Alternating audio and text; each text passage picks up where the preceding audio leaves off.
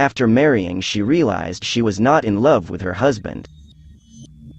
Newlywed Jordan Graham pushed her husband, Cody Johnson, off a cliff in Glacier National Park on the 7th of July 2013, during a heated argument with her husband. The couple had been dating for 2 years, when they decided to get married. Cody and 22-year-old Jordan Graham met in church in Montana. Cody wasn't very religious until he met Jordan. They began dating and attending church together regularly. Cody quickly fell head over heels for Jordan, but according to the couple's mutual friends, Jordan didn't reciprocate his feelings to the same extent. While Cody would try to spend as much time as possible with Jordan, she would look for excuses to avoid him. Their friends later stated they never once saw the couple kiss, hug, or hold hands.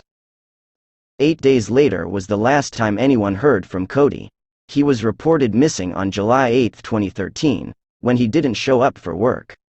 Cody's family and friends asked Jordan where he was. She claimed he had up and left the day before, but that she didn't know where he had gone. When investigators questioned Jordan, she stated Cody had texted her, he had gone for a drive with a friend, a different story from the one she had given to his loved ones. Jordan did not have the text message to show to the investigators. Shortly after the authorities began distributing missing flyers, Jordan told her friends she had received an email from one of Cody's buddies named Tony S.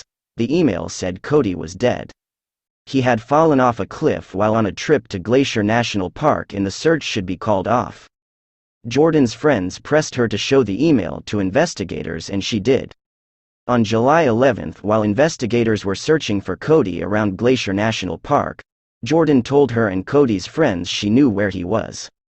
Jordan took them to a popular area in Glacier National Park called the Loop, a narrow pathway above a ravine with a 200-foot fall.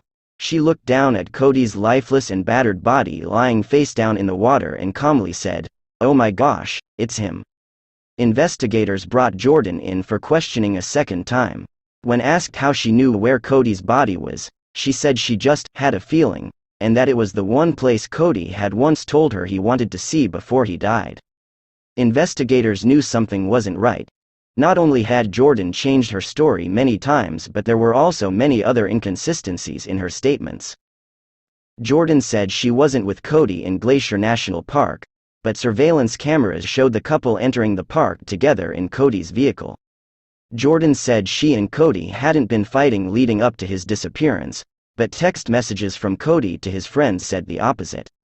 Lastly, the IP address of the email she alleged to have been from Tony was registered to Jordan's parents' home, and it was determined Jordan had written it herself on her stepfather's computer. Once investigators confronted Jordan with the overwhelming amount of evidence against her, she confessed to pushing Cody off the cliff but claimed it was an accident. However, the injuries Cody had sustained were not consistent with an accident. Cody had fallen headfirst. He had injuries to both his arms and his head, and there was a piece of cloth next to his body that appeared to be a blindfold. Jordan was arrested and charged with first-degree murder and 1 count of making a false statement to authorities. She was sentenced to 30 years in prison, and she is not eligible for parole.